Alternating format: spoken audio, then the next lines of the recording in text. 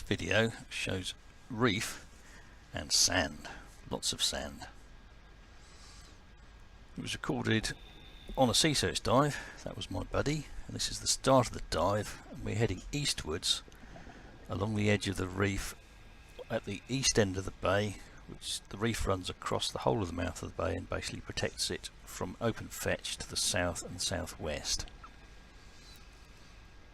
So the reef is now to our south, facing north, and we're heading east across sand, lots of sand.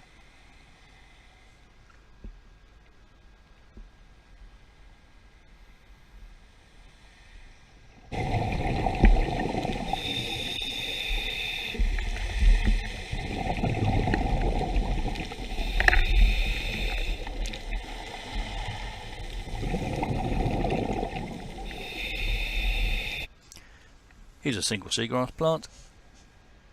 Is it a chance blow-in? Will it survive the winter? Is it the start of a new bed? No idea. That previous burst of sound recorded by the GoPro, in amongst the diver's bubbles, you should have been able to pick up the sound of surf. So even with the protection of the reef, which runs from about 12 metres where we are now up to about 8 metres, you've got a lot of water movement, and the sediment is very mobile, as shown by those ripples. Here we've got the base of the reef slope. We're about 11.5 metres here. My buddy's quite keen to go up and look at the reef. But I'm down here at the bottom doing some wafting to find out what's going on underneath the sediment, if anything. See, it's sand with quite a lot of fine material in it, and on the rock underneath it there's dead, white and live coralline crusts. And there are other species of algae on slightly less deeply inundated rock. On the higher rock, you've got a much more luxurious cover of algae. And here you can see another piece of emergent rock. And you can see that the sediment moves, inundating and exposing areas of this rock. This is one of the species which lives on it. That is Halopilus incurva. The finger there is pointing at a worm tube. Really thick-walled and made out of silt.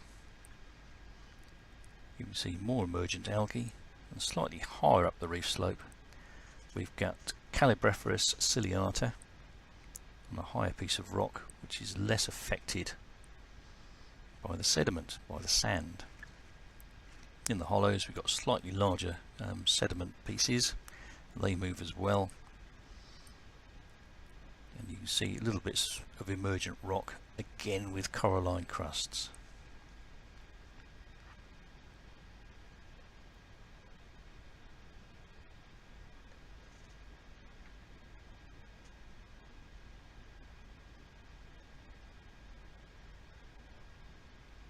The species of algae that you can see in this area are different from that on the top of the reef. That's partly due to the sediment influences, the sand which washes in and washes out, and also light levels. We're in slightly deeper water here, and that showed you the depth. You've got a taller piece of rock with much more luxuriant algae on the surface, and also there were some sponges and squirts. Here we're down again at the base of the reef, and you can see emergent algae, various species, and a little anemone which must be struggling in amongst all this silt. In this area you've got more semicircular or circular depressions which are caused by burrowing urchins. More of that later. And here we see a diver being distracted by juvenile red mullet. Here we see more of those circular depressions. This patch of sediment is in between a line of emergent reef which parallels the main reef and lies off it to the north. Sediment looks to be of similar composition to the area of deeper sediment outside it. We can see that on the left here, but the area to the right is possibly more stable. The big brown alga is known as it's called Helidris silicosa, often known as sea oak, but to my mind it looks nothing like oak I call it podweed, which is an alternative name, and this is one of the heart urchins that I dug up during the dive, and they always bury themselves again very quickly. This is again at the reef base, and you can see an area of rock here which is fairly deeply inundated in sediment with different species of algae, including Cladostephus, than you will find on the top of the reef. Bit of wafting happening here to show that there's quite a thick amount of fine silt on the surfaces, and this is looking at various algae, and they were sampled and taken away for identification.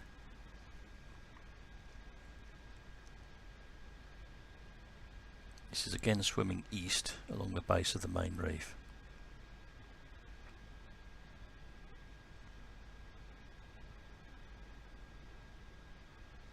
Bit of investigation here, what is going on under the sediment, and this shows that the hard surface which Veneer species require doesn't have to be bedrock reef.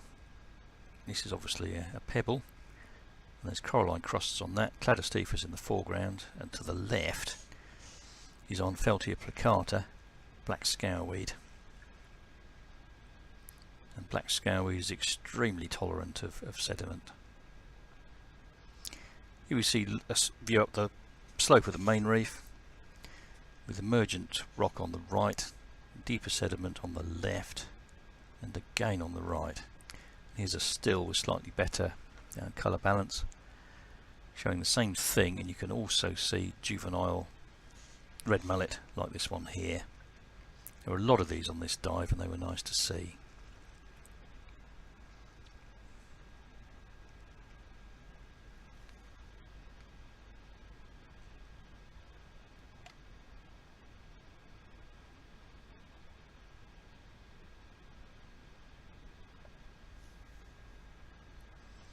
This is being distracted by the red mullet.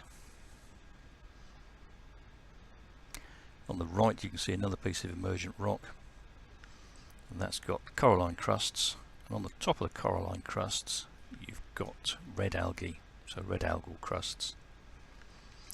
You've also got, which we can see here as well as those, this is the same rock, you've got holes bored by pidocks which can't tolerate too much sediment for very long.